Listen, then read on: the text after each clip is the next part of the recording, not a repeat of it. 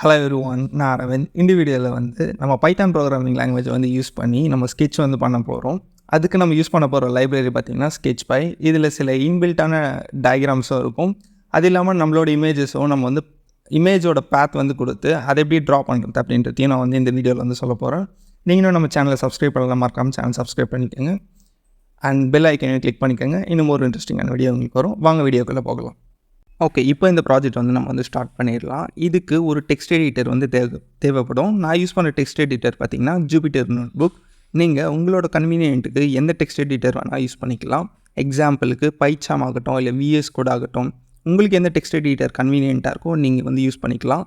இதே same code நீங்கள் அதில் ரன் பண்ணிங்கனாலும் உங்களுக்கு அவுட்புட் வரும். ஃபர்ஸ்ட் நம்ம ஸ்கெட்ச்பை இன்ஸ்டால் பண்ண போகிறோம். நம்ம பைத்தானை யூஸ் பண்ணவே பிப் இன்ஸ்டால் ஸ்கெட்ச்பை அப்படின்ற கமெண்ட்டை நம்ம ரன் பண்ணோம்னா நமக்கு ஸ்கெட்ச்பை இன்ஸ்டால் ஆகிடும். என்னோடய சிஸ்டமில் ஏற்கனவே ஸ்கெட்ச்பை இருக்கிறதுனால ரெக்குவயர்மெண்ட் ஆல்ரெடி சாட்டிஸ்ஃபைட் அப்படின்னு வருது. ஸோ இப்போ நான் இது கமெண்ட் பண்ணிடுறேன். இந்த லைனை நான் கமெண்ட் பண்ணிட்டேன். நெக்ஸ்ட் இந்த 3 லைன்ஸ் ஆஃப் கோடில் தான் நம்மளோட ப்ராஜெக்ட் அவுட்புட் காமிக்க போகுது. இதில் நம்ம என்ன பண்ணுறோன்னு பார்த்தீங்கன்னா ஸ்கெட்ச்பைலேருந்து லைப்ரரி இம்போர்ட் பண்ணுறோம். அந்த லைப்ரரியை ஷார்ட்டாக லிப் அப்படின்னு சொல்கிறோம். நெக்ஸ்ட் பார்த்தீங்கன்னா நெக்ஸ்ட் லைனில் இங்கே ஆப்ஜெக்ட் அப்படின்ற ஒரு வேரியபிள் க்ரியேட் பண்ணி அதில் லைப்ரரியில் இருக்க இன்பில்ட்டான ஒரு இமேஜை ட்ரா பண்ண போகிறோம். அதுதான் ஆர்டிஜே அப்படின்ட்டு.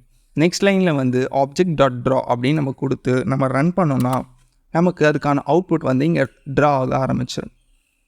ராபர்ட் டவுனி ஜூனியரோட இமேஜ் ஆட்டோமேட்டிக்காக இங்கே ரன் ஆகிட்டு இருக்கு. இவரோட இமேஜ் பார்த்திங்கன்னா இன்பில்ட்டாகவே அவங்க வச்சுருக்காங்க.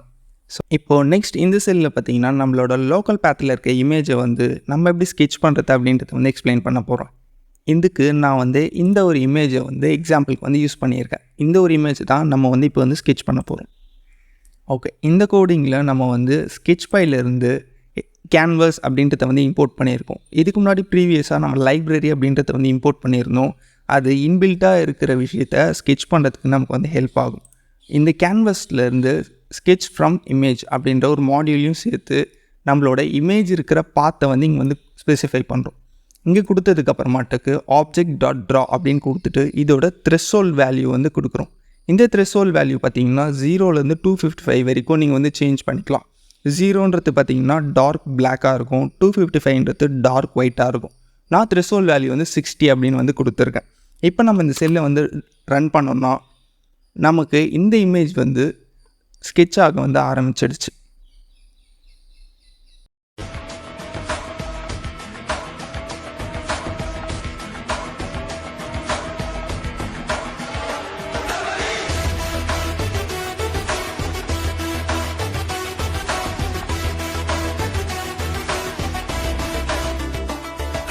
இந்த ஸ்கெட்ச் பார்த்திங்கன்னா இப்போ முடிஞ்சிடுச்சு. இதோட த்ரெஷ்ஹோல்ட் வேல்யூவை மாற்றுறதுனால நீங்கள் இந்த இமேஜோட டென்சிட்டியை நீங்கள் சேஞ்ச் பண்ணிக்கலாம். இந்த வீடியோ உங்களுக்கு பிடிச்சிருக்கும் அப்படின்னு நம்புகிறேன். இன்னும் ஒரு இன்ட்ரெஸ்டிங்கான வீடியோக்கு சேனலை சப்ஸ்கிரைப் பண்ணிக்கோங்க. இந்த வீடியோக்கு ஒரு லைக் பண்ணுங்கள். See you on the next video. Thank you for watching.